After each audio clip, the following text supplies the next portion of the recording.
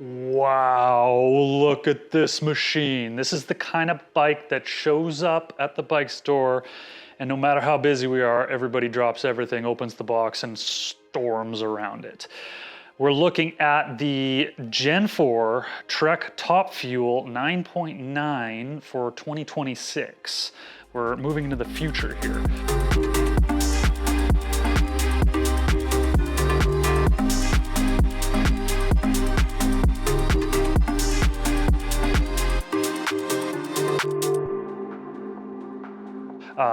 This bike is equipped with the XTR 12-speed electronic wireless shifting that just came out a month ago. It is top of the line. Considered a downcountry bike. The Top Fuel has 120 millimeter rear travel, 130 mil fork on the front, giving it cross-country prowess with downhill capability. It is definitely a jack of all trades. If you were a really skilled rider, you might even be able to race enduro on this bike, but yeah, it's a downcountry bike. That's what everybody's calling that these days. It's light. This bike weighed in on our scale downstairs at 27.5 pounds. The claim weight on Trek's website is 28.8, so I don't know how it's a pound lighter. We haven't put sealant in the tires yet, maybe that's it, but yeah, sub 28 pound bike in a size large with everything on it is pretty sweet. So yeah, let's get in the nitty gritty. Trek's OCLV carbon mountain frame.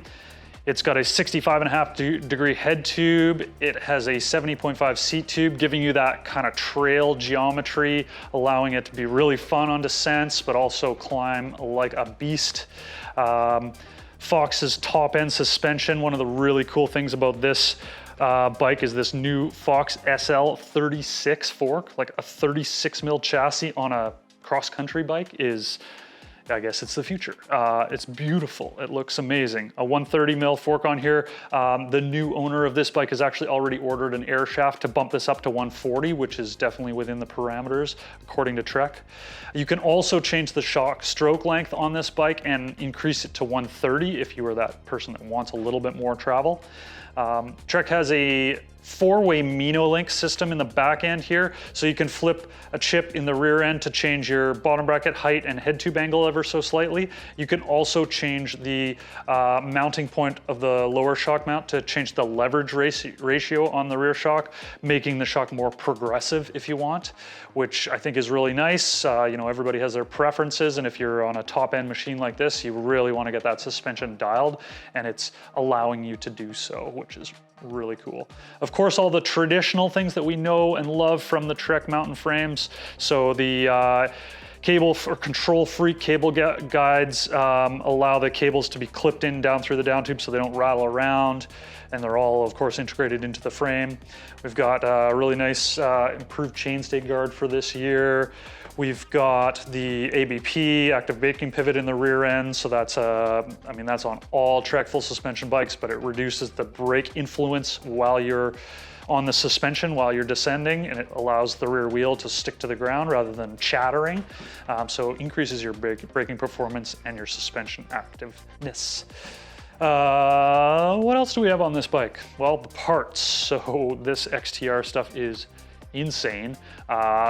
You'll notice there's only 2 cables on this bike. We've got a front brake line and a rear brake line. No shifter cable, no dropper cable. We have a wireless Fox Transfer Neo on this bike.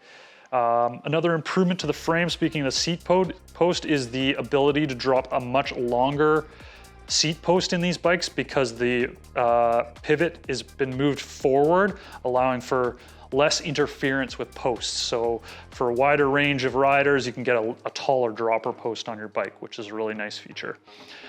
These brakes are definitely one of the biggest improvements to the Shimano lineup for next year. So they have totally revamped their brakes, including new mineral oil that Shimano's using. In this case, we've got a 4-piston brake, again, on a cross-country bike, unheard of. This bike is gonna have tons of stopping power. These brakes are, I've only tried them in the parking lot, but they feel amazing. Going back to the Shimano wireless shifting, so our XTR pod up here has a really nice feel to the shifter. It's very snappy, tight little throw, feels like a traditional shifter, unlike some other brands with their electronic stuff, but it shifts incredibly fast. And then in this case, this bike has a long cage derailleur with a standard kind of 1051 cassette, so the same that most people have had on their 12-speed systems, but obviously the wireless. The battery for the rear derailleur sits underneath. It's got a little control garage that pops open to charge it. We just unboxed this bike like 45 minutes ago and the battery charged up like right away, so it's a really quick charge, which is nice, and it's tucked away. I've seen videos on YouTube. This has like a crash feature, so a famous racer, I won't go shed names, that was testing this stuff, was kicking this derailleur over and over again, and it kept moving back to where it was. So some really cool engineering going on from our friends in Japan and Shimano. This bike is spec'd with a carbon E13 crank, 32 tooth chainring. You can customize this bike with either a 30 or a 34 tooth max chainring on there, but a nice light stiff crank set to add to this beautiful XTR build. XTR rotors, of course, 180 mil rotors front and rear. I'd say that rear rotor might almost be too big, but you know, that's personal.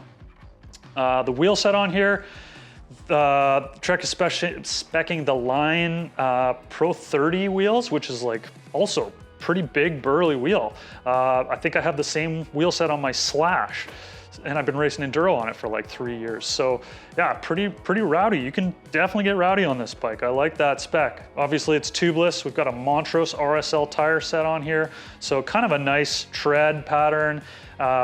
Definitely got some good knobs on it, and high thread count tire. I think it's a very appropriate tire for this bike. We've got a Verse Pro short carbon saddle on there, keeping it light, nice and comfy. I love the shape of that saddle, really dialed. Trek's got a new grip lineup that we're gonna see in the fall here. This is the first time I've laid my hands on these. They feel really nice. Obviously it's just a lock-on grip. That's a personal preference, but they feel good. And Line Pro bar stem combo, pretty traditional from Trek. They're not reinventing the wheel on that one. I think that's everything I can talk about with this bike. It's beautiful. You should go buy one. It's a cool bike. It'll make you happy, I promise. Thanks for checking out the video. Let me know what you think. Do you like downcountry riding? Is this your style?